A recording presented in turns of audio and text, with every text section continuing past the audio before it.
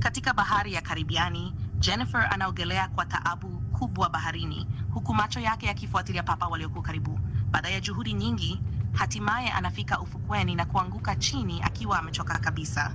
Haya yote yalianza siku 2 zilizopita. Jennifer, mume wake Jack na marafiki wachache wanafika ufukweni ili kupanda jahazi la kifahari.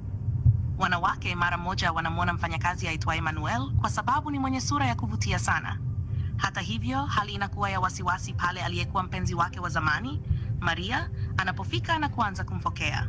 Maria hataki Manuel aondoke bila wao kuzungumza vizuri, lakini Manuel anasema hataki kumwona tena kabisa. Maria anampiga kofi, naye Manuel anamrudishia kwa kumpiga.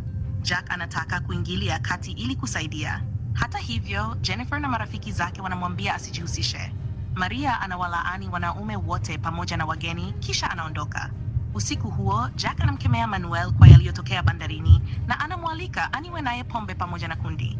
Lakini Manuel anakataa. Jack anazidi kuwa na uhakika kwamba Manuel ni mtu asiye na adabu.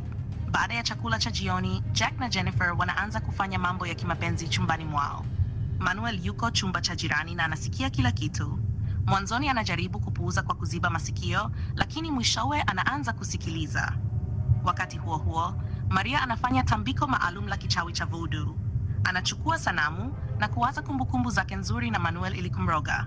Pia anachukua nguvu za Jack na Jennifer kwa ajili ya starehe yake mwenyewe. Anapochoma sanamu hiyo, pua ya Manuel inaanza kuvuja damu. Siku inayofuata, Jack analalamika kwa sababu Manuel hajawaletea walichoagiza. Wakati huo, Manuel anawasili na oda yao huku akionyesha kejeli kidogo, jambo linalomfanya Jack kulalamika tena. Nahodha Richard anaahidi kushughulikia swala hilo. Faragani, Richard anamkemea Manuel kwa tabia yake na mabishano makali yanazuka. Richard anapomwonya kwamba anaweza kumpoteza kazi. Manuel anakubali kuacha kazi. Richard anasema atamshusha kwenye bandari inayofuata. Manuel akiwa na hasira anatoka jikoni kwa kasi, akitupa taulo lake bila kujua linaangukia juu ya jiko na kuwaka moto. Moto unaanza kusambaa. Wageni wanaona moshi na kumwonya Richard.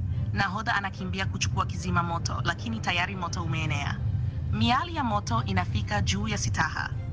Richard anatangaza kwamba lazima waondoke kwenye jahazi. Analazimika kubishana na Jack anayelalamika kwamba likizo yake imeharibika. Kundi linagawanyika katika boti 2 za kuokoa maisha na kuondoka kabla ya mlipuko mdogo kutokea ndani ya jahazi. Kwa bahati mbaya, dhoruba kali inawafumania ghafla na kuvunja boti zao, na wote wanaangukia majini. Sasa Jennifer yuko peke yake kwenye kisiwa, akijiuliza afanye nini. Ghafla anaona kitu majini na anatambua kuwa ni mwili wa Richard. Anakimbia kumvuta na kujaribu kumpa huduma ya